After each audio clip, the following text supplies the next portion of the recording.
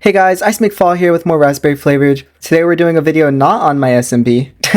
I'm going to be just showing off some of the new changes in the new Raspberry Flavored update, 3.0 pre-release 3. Because, you know, Raspberry Flavored has been getting more popular and I'm sure there's at least 2 people this video will help out. So there you go. I'm not going to be going through every single change, just the ones that kind of caught my eye. So yeah, this one's kind of funny, but peepers are so annoying, okay? So I'm so glad that they changed their health from 25 to 15 because now you can actually kill them in like a reasonable amount of hits. Like, you know, I'm only gonna die to a peeper if it's from it sneaking up on me. If it's not that, then I'm just gonna have to take a million years to kill it, but I'm probably not gonna die to it. So at least, you know, it removes the tediousness without really the difficulty because, you know, if I see the peeper, I'm not going to die to it, most likely. Most likely. Now, the next thing I want to show you applies to wolves or dogs. Like, whenever you tame them, wolf is staying. I actually didn't know about that. When you right-click it, wolf is following, wolf is wandering. Interesting. You can have it do different things. I didn't even know about that. Anyway, I haven't had a dog yet in this pack. I'm not going to lie. Okay, first thing I want to show you is the deed of ownership. I can't really show you this, but you want to bound this to something, and I'm assuming you drop it to another player, and this will allow them to pick it up and like right click the dog, and now it says Ice McFall is now the owner of the wolf. That just lets you transfer ownership of a dog to a different player. The other thing is collar tags. These can be enchanted with any of these tablets. So, oh wait, I forgot, it's not an anvil, it's a smithing table, isn't it? Yeah, it's a smithing table. So yeah, these are all the tablets that have new enchants added specifically for wolves, or the collar tag. So the aquatic tablet adds amphibious, allows non-aquatic pets to swim and breathe underwater. The beastly tablet, pet will occasionally scare away hostile mobs. Increases pet's maximum health. Pet deflects projectiles. Pet will be sealed in a soul box when on low health, preventing its death until freed by its owner. Oh, that's cool. That keeps your dog from dying. Tether warp. Following pets will teleport with their owner through portals and when using exopearls. I guess normally wolves won't go through portals with you. The silent tablet adds docility. Pet will make no sounds and cause no vibrations. Oh, that's good for if you want to go to an ancient city or whatever. If you want to go to the deep dark with your dog. Frostfang. Pet deals freezing damage when attacking and slows down targets. Alright, cool. What's one I want to just show off real quick? I guess the otherworldly tablet. That's kind of cool. So if we add that to the collar, it has enchantments, tether warp. So if I right click the dog, oh, it takes off the old one. Okay, so if you're in survival, it'll take the collar tag out of your inventory. So yeah, now we have given him the tether warp. So if I go grab an exopearl now, and I were to teleport, he's not going to follow. So let's see if he follows whenever he's not sitting. Let's see. Hey, there we go. And it teleports them directly on you. So let's say if you want to get your dog onto a very specific block, right click your exopearl there and he'll just teleport there. So that's really useful. I'm getting like a little bit of lag here for some reason, but you know, point still stands. Oh, and if you hold shift while looking at your dog, you can see the enchantments on the collar tag. Cool. And you can see its health too. Alright, this next thing is a little different. Instead of making potions in a cooking pot, you actually make them in basins using the create mod now, which I think integrates the create mod into this pack a lot nicer. So that's pretty cool. Let's say if we wanted to make the strength potion, let's go to the potion of strength here. We need a steel ingot, bear fur, and a clear potion. So for the clear potion, you need a crimson fungus, a warped fungus, and water. So you need to have gone to the nether, but I guess you also need to go to the nether for the blaze burner. So yeah, to make potions, you still need to go to the nether, even though you don't need a brewing stand. All right, so we're gonna make the clear potion. So we just put some water in here, and then we put warped fungus, and what is the other one? I forget. Warped fungus and the crimson fungus. Also, we need the blaze burner. I completely forgot about that part. I'll just feed it some planks. There you go. So we fed it, and now it's gonna mix it up. And if we take a bucket, we might be able to take this out. Maybe not. Okay, we can take it out with a bottle since we're in creative mode. It's going away. But you can take out the clear potion with a bottle, so that's good to know. But anyway, I just made the clear potion again. So now we're going to throw in steel ingot and bear fur. along with the clear potion. And now we should have gotten strength.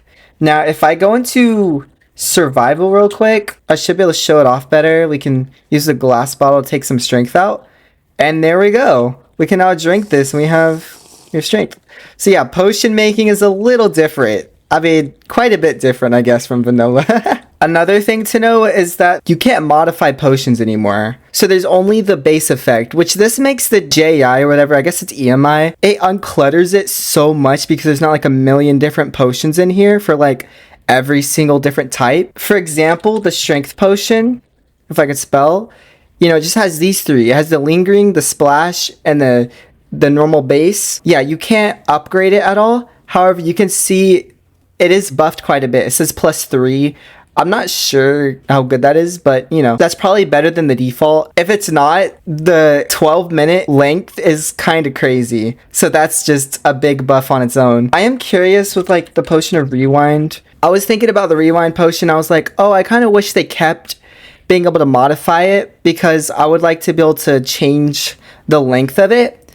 But apparently the lingering potion is a shorter time and the arrow is a shorter time. You know, you still have options. Next thing I want to show off is that the Paraglider recipe has changed a little bit. I think it's pretty much the same except for the fact that the feather was replaced with a phantom membrane, which some people are going to be like, okay, yeah, this recipe is actually easier than needing a feather because phantoms, you cannot get away from phantoms if you don't sleep.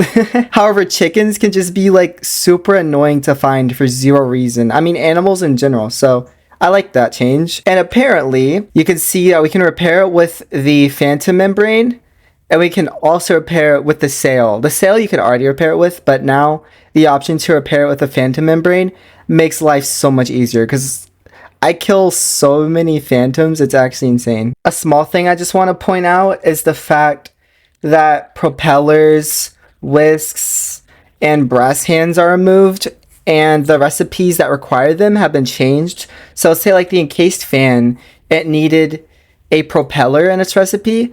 So yeah, now it's a little different. It's much simpler than needing to have to craft that propeller. This might actually be cheaper. This makes it a lot easier to craft these things because you don't have to go through another step for like literally no reason. So yeah, that's pretty nice. Also, there was a new recipe for slime balls. This is how you used to craft slime balls: lime dye, wheat flour, and honey. And you did have to heat it. So they made it so you don't have to heat it anymore, the basin, when you're mixing it, which is quite nice. But yeah, here's the other recipes, the aloe, I don't know if that's already been here, the sweet berry jam, stuff like that. Sap and latex, I'm pretty sure those are new. Now you don't have to have a honey farm or whatever to make slime balls. This next change has to do with item pipes, which I have avoided using for one specific reason. And yeah, that one thing that I've been avoiding them for has actually been changed.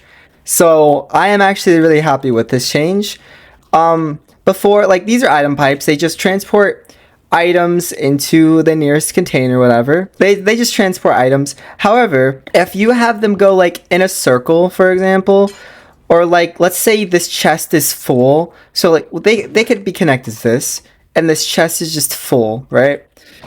And you still have items coming in. What would happen before? They would just bounce around and eventually there would be so many items in one pipe at the same time because as you can see, that hopper just keeps putting more and more and this is just getting more and more dense, more full with iron ingots. Eventually, these items would just break the item pipe. Apparently, that has been changed so that it will never break, but I don't know if there's a limit to how many items can be in a pipe. Yeah, guys, I'm not sure if there's a limit, which could be bad for performance. I guess it's still a nice quality of life change. You can come up to your machine now and be like, oh yeah, there's a lot being stocked up. We need to add some more chests for things to go to. Instead of just you coming over here and just a pipe is broken and there's items being spat out all over the ground. It's just a mess. So yeah, good change. I have two more things to show you. The last one being my favorite. This one's really nice though. The fact that you can have a compass, a depth gauge, and a clock, I believe, in your inventory chilling. And there's a HUD, as you can see on the right side of my screen, that shows the compass, you know, the coordinates from the compass. It shows my Y coordinate from the depth gauge, and it shows the time from the clock. That is so handy because I would have all these things in a sack. And as you can see, they still show even when in a sack. So it's super useful. I would have to take the compass out of the sack and be like, okay, this is my coordinates. And then I have to put it back in. And I was like, oh, if I need my Y coordinate, I'd have to take the depth gauge out and look at that. But now it's just on the right side of my screen and it's just... Alright, now for the final change. Safes are removed, and I haven't got around to making one of these, but basically they were similar to a shulker box. They were an upgrade to the sack, but you couldn't put items into them from your inventory. You'd have to actually place them down and open them and put stuff in and all of that, and then break it again. So it was like a vanilla shulker box. And it also had more slots because that's the reason. That was like the trade-off.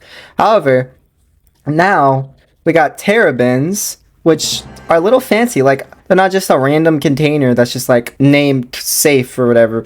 Like, you know, they're pretty unique. These things are pretty unique. So apparently they're like a normal shulker box. How many slots? This is like 27, while the normal sack has like 12. Yeah, the normal sack has 12 slots, while this has 27. So it's a big upgrade, and at the same time you can put items into it from your inventory. So a complete upgrade over the sack. There's no trade-offs. It's literally just an upgrade. So I actually just finished recording the video and I forgot to bring this up. The recipe for the terrabin is 4 turtle scoots and a soul bead. So you do have to, you know, deal with some turtles, which could be a little annoying, but probably easier than vanilla Minecraft having to go to the end and beating the Ender Dragon.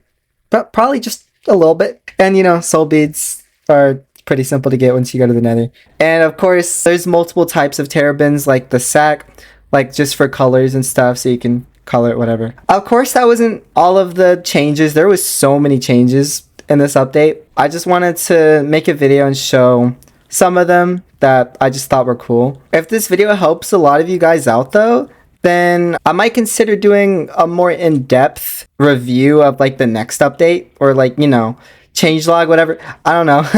Thank you all for watching. I hope this helped, and I'll see you guys later. Goodbye.